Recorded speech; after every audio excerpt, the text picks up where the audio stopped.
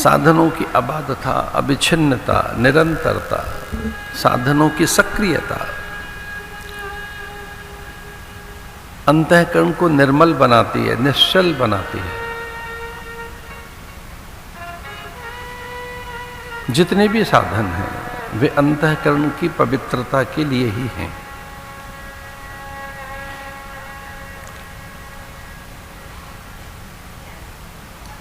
अध्यात्म के विविध साधन, जितने भी उपाय हैं, जितने भी मार्ग हैं, वह ज्ञान योग के आरंभिक साधन हो, साधन चतुष्टय आदि,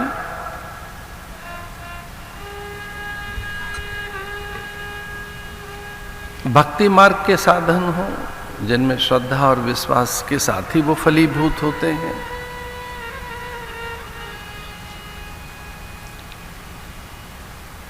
कर्म योग के माध्यम से निराभिमानिता, निरहंकारिता आदि,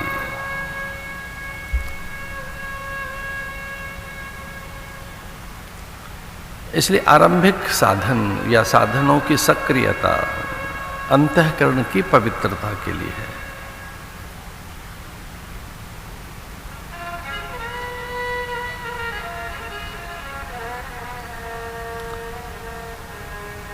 मन की शुचिता के लिए है, बौद्धिक प्रखरता के लिए है, जितेंद्रियता अथवा ऐन्द्रिक संयम के लिए है,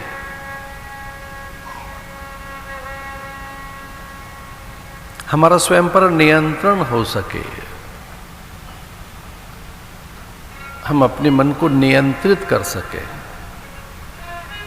वह हमारे वशीभूत हो सके,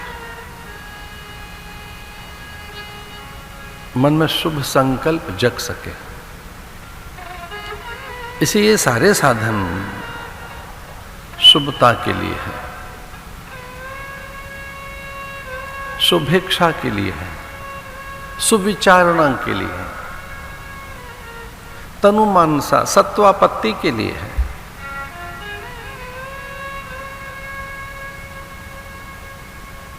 हमारी चेतना तुरिया को स्पर्श कर सके। इसलिए व्रत, जप, तप के विविध प्रकार, स्वाध्याय,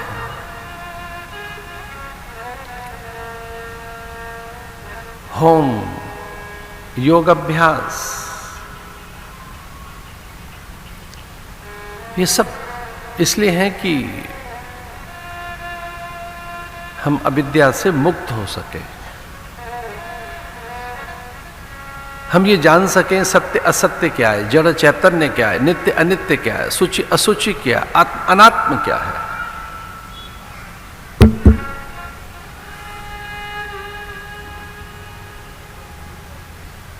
हे उपादेय क्या है,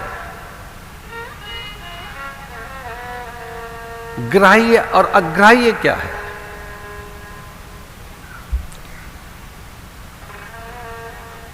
क्या अग्राह्य है, त्याज्य, अमान्य, अपूज्य क्या है।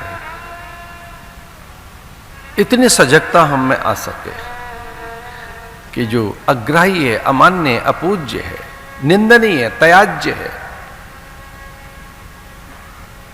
वह ग्राह्य नहीं है, वो स्वीकार्य नहीं है। हमें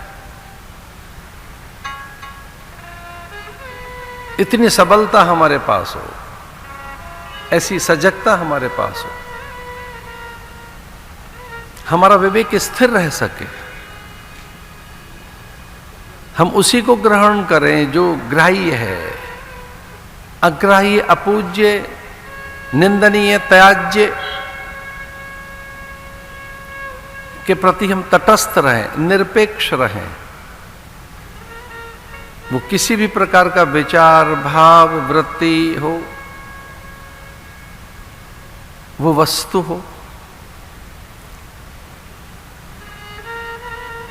और वैसे भी जो अग्राह्य है, अमान्य है, अपूज्य है, वो रहता भी नहीं है। शरीर तो उसे कभी नहीं रखता, प्राणवायु आई और वो चली जाती है दूषित होकर। एक शुद्ध प्राणवायु जैसे ही हमने ली, वो फिर अशुद्ध होकर निकल जाती है, कार्बन होकर। प्राणवायु शुद्ध वायु हमने ली और वो अशुद्ध हेय अग्राह्य है, वो टिक नहीं सकती। हमारे उदर को एक किंचित भी विजातीय द्रव्य मान्य नहीं है।